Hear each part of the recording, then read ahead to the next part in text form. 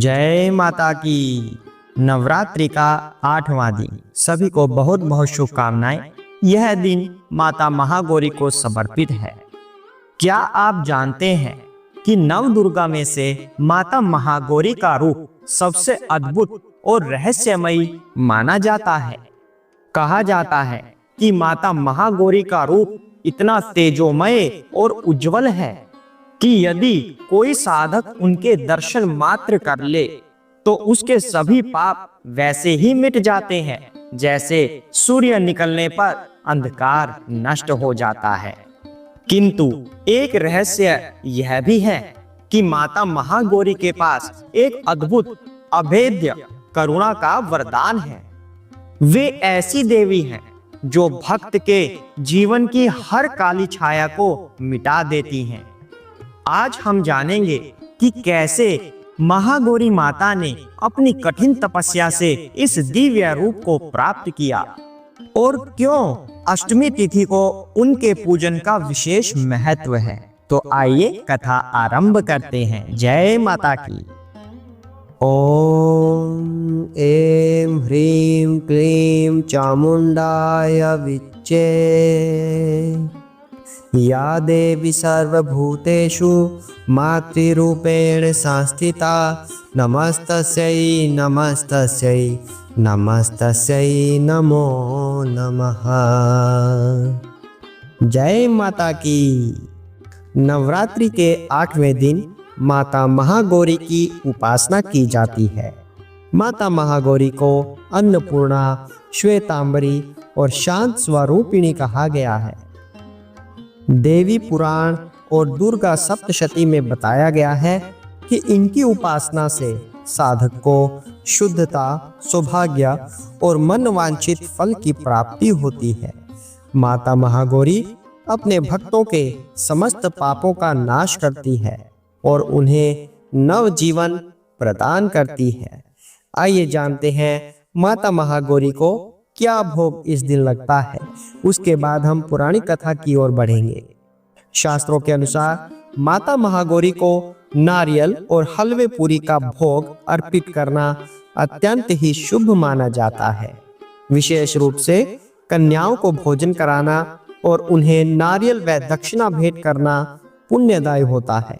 यह दान अक्षय पुण्य प्रदान करता है और जीवन में सुख समृद्धि लाता है। जय माता की। आइए माता महागौरी की विस्तृत पौराणिक कथा की तरफ बढ़ते हैं।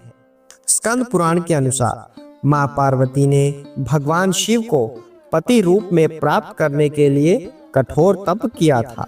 उनकी तपस्या इतनी कठिन थी कि उनका शरीर धूल मिट्टी से ढक गया और काला पड़ गया। उनकी तपस्या से प्रसन्न होकर भगवान शिव ने उन्हें गंगा जल से स्नान कराया, जिससे उनका स्वरूप अत्यंत उज्जवल और गौरवर्ण का हो गया। तभी से वे महागौरी के नाम से पूजी जाती हैं। कथा के अनुसार एक समय पार्वती जी ने हिमालय पर घोर तपस्या आरंभ की। वर्षों तक उन्होंने केवल वायु और पत्तियों पर निर्वाह किया। उनकी तपस्या इतनी कठोर थी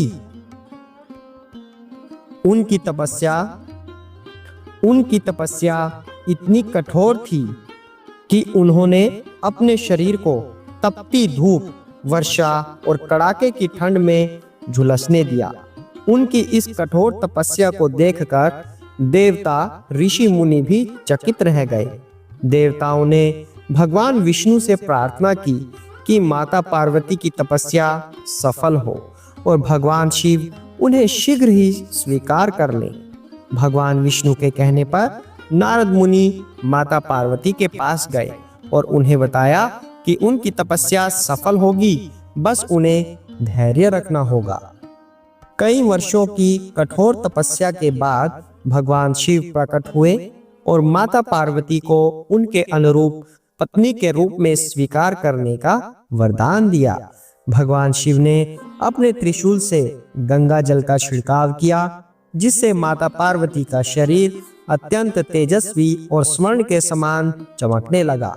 तब से वे महागौरी के रूप में पूजी जाती हैं। एक अन्य कथा के अनुसार जब भगवान शिव माता पार्वती को देखने आए तो वे उनके तपस्या से धूल और कालिख से ढके हुए स्वरूप को देखकर चकित हो गए।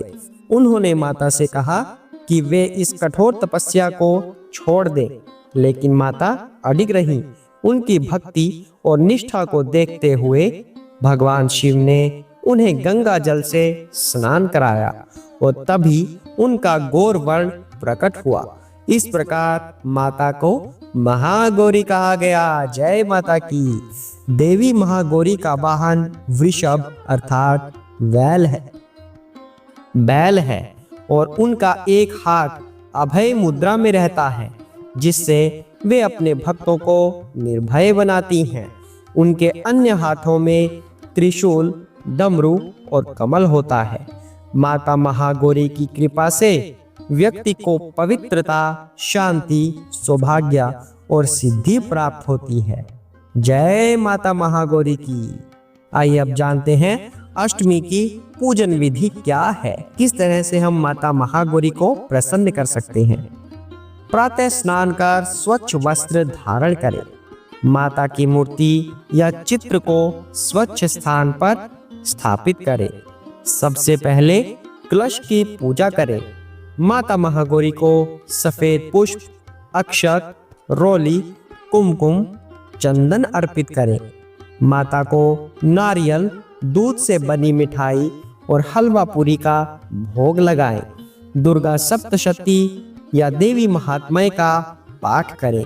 माता के मंत्रों का जाप करें। अंत में माता की आरती करें और कन्याओं को भोजन कराकर विदा करें। जय माता की। आइए अब जानते हैं अष्टमी के दिन हम कौन कौन से विशेष उपाय कर सकते हैं।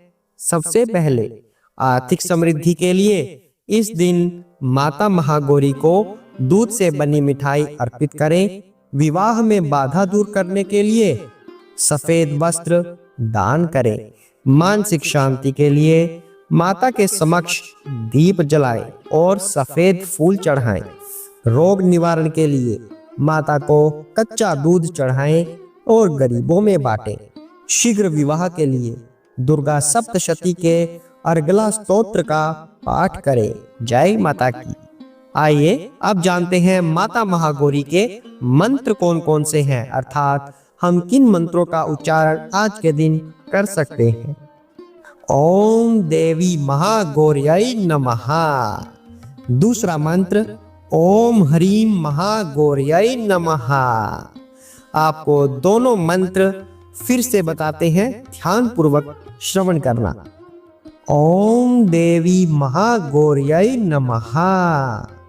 दूसरा मंत्र ओम ह्रीं महागौर्यै नमः। जय माता की। तीसरा मंत्र सर्व मंगल मांगल्ये शिवे सर्वार्थ साधिके शरण्ये त्र्यंबके गौरी नारायणी नमोस्तुते। फिर से आपको ये मंत्र बता रहे हैं, बड़े ध्यान से श्रवण करना और फिर उच्चारण भी करना। सर्व मंगल मांगल्ये शिवे सर्वार्थ साधिके शरण्ये त्र्यंबके गौरी नारायणी नमस्तुते। इस प्रकार नवरात्रि के अष्टमी दिवस पर माता महागौरी की आराधना करने से सभी दुख दर्द दूर होते हैं और जीवन में सुख, शांति एवं समृद्धि प्राप्त होती है। माता का आशीर्वाद हम सभी पर बना रहे। जय माता की। आइए अब आपको बताते हैं कि कौन सी आरती हम इस दिन कर सकते हैं। जय अम्बे गौरी, यह आप आरती कर सकते हैं। आइए 2 लाइन हम इस आरती की आपके समक्ष प्रस्तुत करते हैं। जय अम्बे गौरी मैया, जय श्यामा गौरी,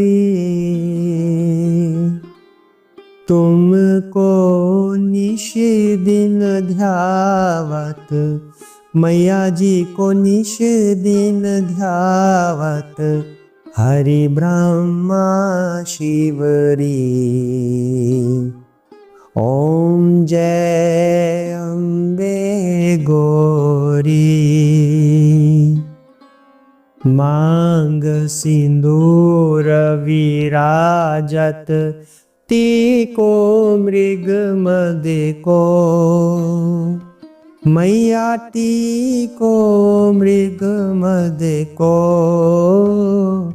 उज्ज्वल से दो नयना, उज्ज्वल से दो नयना, चंद्र बदननी को। ओम जय अम्बे गौरी। कनक समान कलेवर रक्तांबर राजे। मैया रक्तांबर राजे। रक्त पुष्प गलमाला, रक्त पुष्प गलमाला, कंठन पर साजे। ओम जय अम्बे गौरी। के हरिवाहन राजत खड़ग खप्रधारी। मैया खड़ग खपर धारी। सुर नर मुनि जन सेवत, सुर नर मुनि जन सेवत, तिनके दुख हारी। ओम जय अम्बे गौरी। ब्रह्माणी रुद्राणी तुम कमला रानी। मैया तुम कमला रानी। आगम निगम बखानी, आगम निगम बखानी। मैया तुम शिव पटरानी। ओम जय अम्बे गौरी। ओम जय अम्बे गौरी। माता महागौरी की कथा केवल तपस्या और सौंदर्य की नहीं, बल्कि यह हमें एक विशेष संदेश भी देती है कि जीवन कितना भी अंधकारमय क्यों ना हो, लेकिन भक्ति हमें शक्ति प्रदान करती है और भक्ति की शक्ति से हर कठिनाई मिट सकती है। एक और रहस्य छिपा हुआ है। शास्त्रों में ऐसा वर्णित है कि यदि कोई अष्टमी तिथि को कन्या पूजन कराए व उसे भोजन कराए तो वह स्वयं महागौरी को तृप्त करता है। इसी कारण से इस दिन का महत्व कई गुना बढ़ जाता है। तो आइए हम भी माता से ये प्रार्थना करें कि वे हमारे जीवन से तमाम दुख और कष्टों को हर ले और हमारी अज्ञानता को हर के हमें शांति, सौभाग्य और दिव्य आशीर्वाद प्रदान करें। जय माता की। भक्तजनों, यदि आपको यह कथा पसंद आई है और माता का आशीर्वाद आप भी प्राप्त करना चाहते हैं तो आप चाहे दुनिया के किसी भी कोने में क्यों ना बैठे हों, माता आपकी पुकार सुन रही है। और कमेंट बॉक्स में अवश्य लिखकर बताइएगा आपको यह कथा कैसी लगी। जय माता दी अवश्य लिखिएगा। जय माता की।